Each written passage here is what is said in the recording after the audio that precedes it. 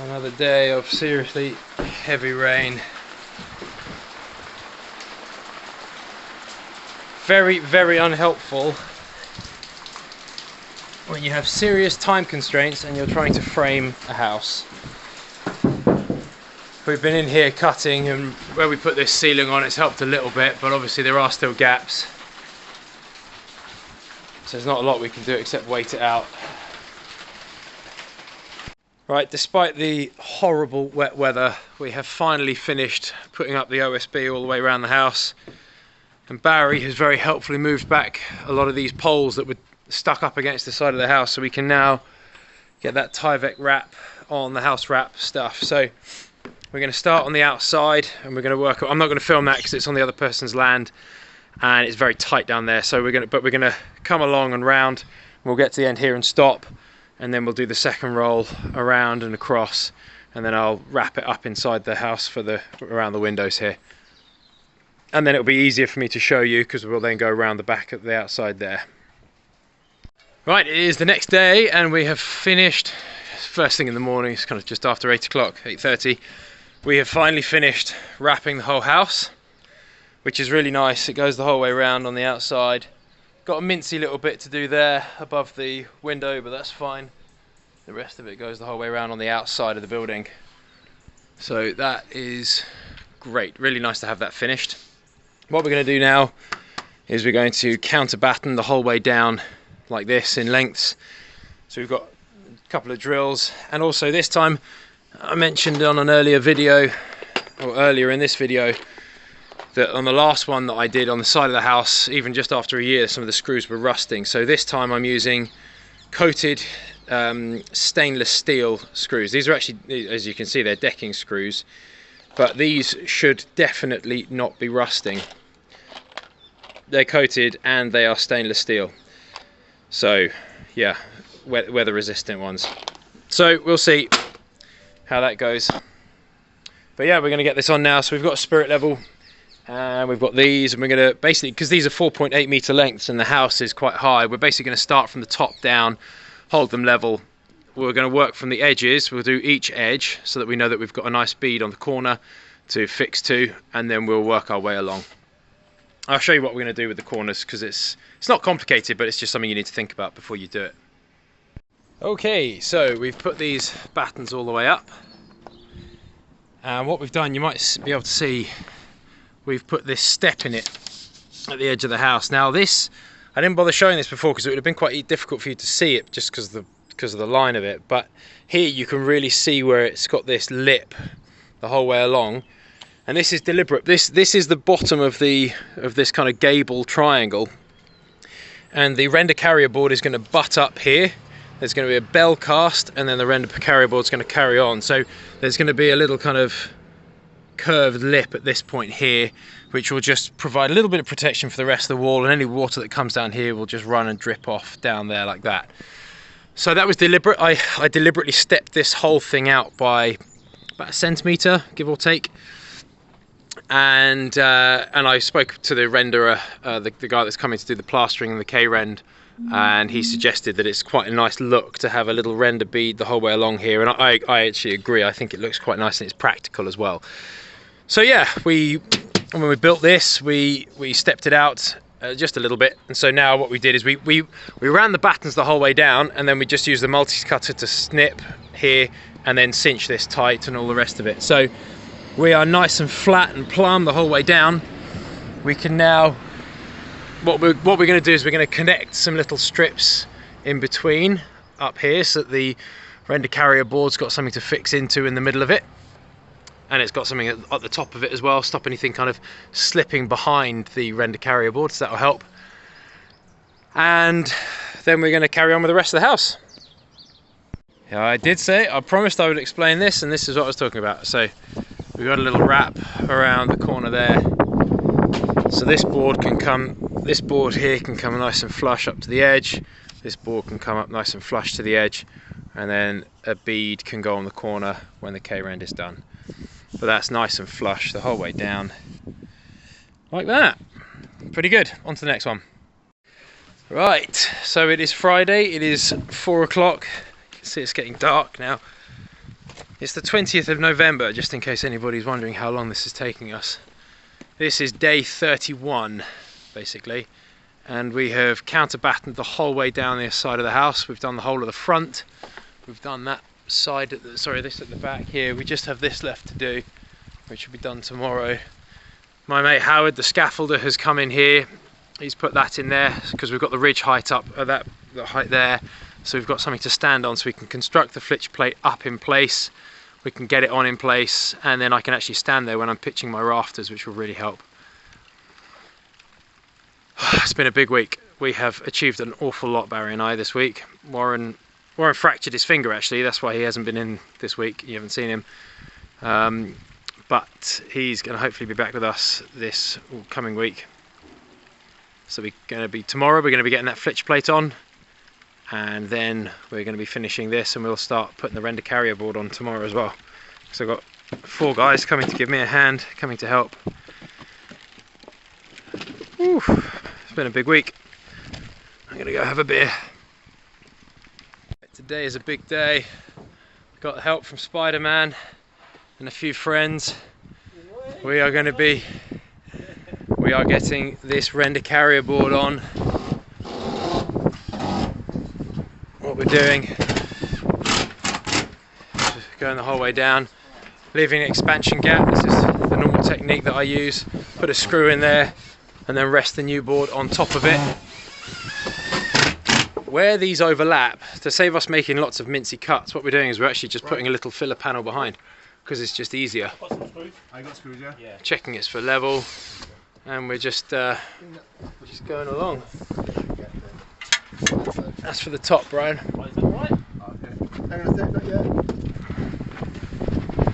These are surprisingly heavy, these boards, so we've got 4 of us. The other thing that we're doing is we're getting the flitch plate up as well at the back. So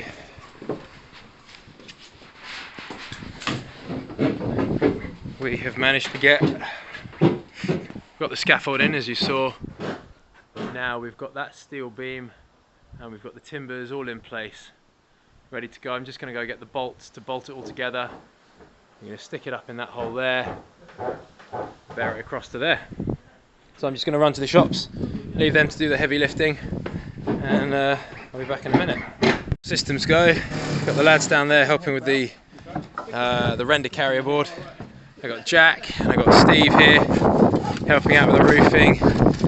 Jack and Steve actually helped do all the tiling for this when I first built this a year ago.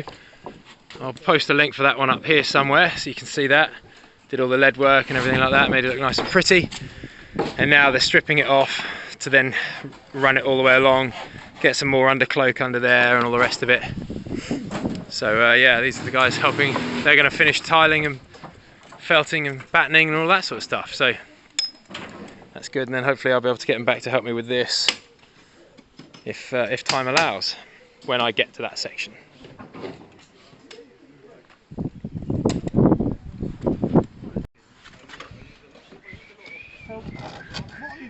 Right, so getting quite close quarters now for us all, which is always fun.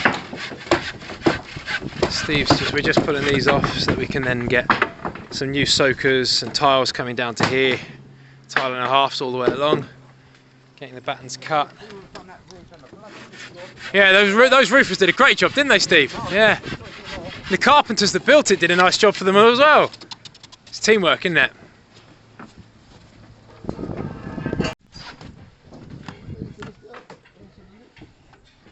So on a scale of 1 to heavy, what do you reckon these boards are? Not too bad, mate. Yeah, not too bad, yeah. Depends how strong you are, I guess. There's 4 of you on it. And there's 4 of you on the board, right?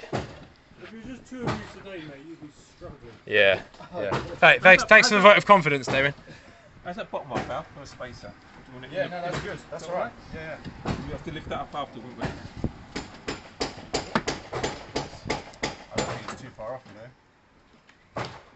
Yeah, that's cool. It's a little bit easier to see now why we stepped the walls back from the edge of this when we were building it, because that's almost dead flush and the renderer should be able to float right down there. That's the idea anyway. We'll see what he says. We'll see. Right, it is 4 PM. And we have finished. All of this is now render ready, as they say. You'll see here there is this little step that runs the whole way along the edge that's nice and horizontal. That's where we're going to have the bell cast, and then the render will carry on nice and flush up to this. That's brutal on your hands. But yes, that is now done all the way across, which is perfect. The roofers have done most of these. We've got to have battens in between here. I need to buy 28 more lengths because you have them every 4 inches. For a plain tile like this, you can see you have your battens every 4 inches. I underestimated by 28. Not bad going, but got to put those in. And before they do that, I'm going to cut the hole out just up there for the roof light, for the roof tunnel, I should say. So that has been a really, really good day. Bit left to do on the front here, and that's that. Got Jack and Steve and the roofers back today.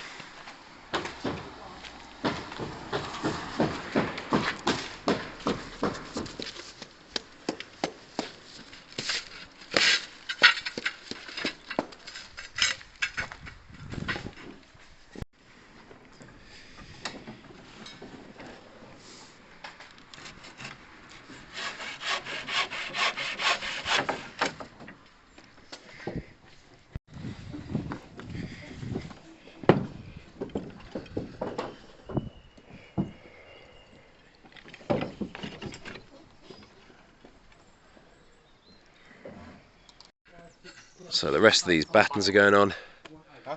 I'm just doing a YouTube video, mate, sorry. Yeah, we've got these. These are brown granule, and they're designed to look like this when it's aged, which is pretty smart.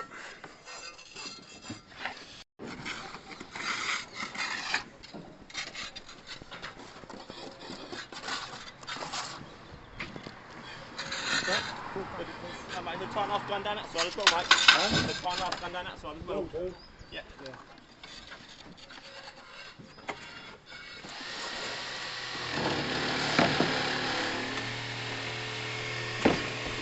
So this is going to get nicely pointed up after. Fill in all of these, make it look nice and neat. Look lovely.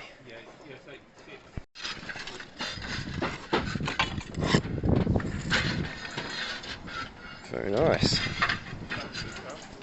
Oh, it's lovely.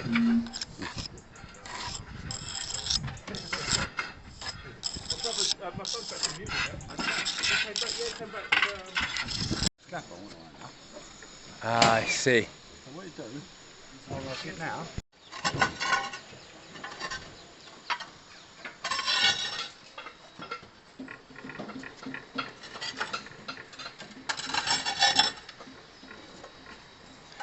Right, because of the way we built the foundations off the existing wall, and the wall wasn't 100% square, this roof isn't 100% square either, which is a bit of a pain, but it's the way it is. So what Steve's done is he's gone from the end and he's measured in. He's gone from the bottom here and measured in.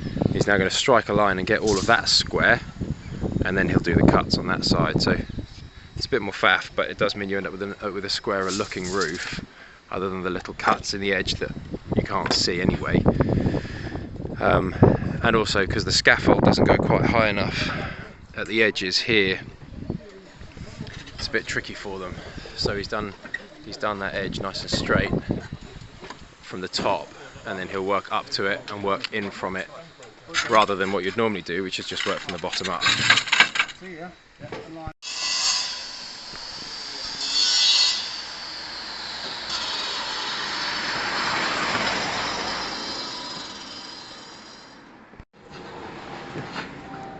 So this is almost completely finished, which is really nice. You can see all the dust from where they've been cutting the tiles to get them up here, and they've done the lead flashing all the way up there. Fixed it in place with CT1 because it was on K-rend. You can't grind into K-rend in the cement mold because it just crumbles apart, so you can't do that. So they've done this instead, which looks absolutely brilliant. All the way up there. I didn't film it because I wanted to be out their way. It's not fair for them if I'm in their way filming. But look at this, all the pointing they've done in here. Looks lovely. All the way up. We've got a vented ridge at the top. And we've got vented soffits and fascias going on here. So this roof space will be nice and vented all the way up and all the way over. They've put lead up in the ends there. Nice good quality code 4 lead. And they've redone the cement pointing on the end there.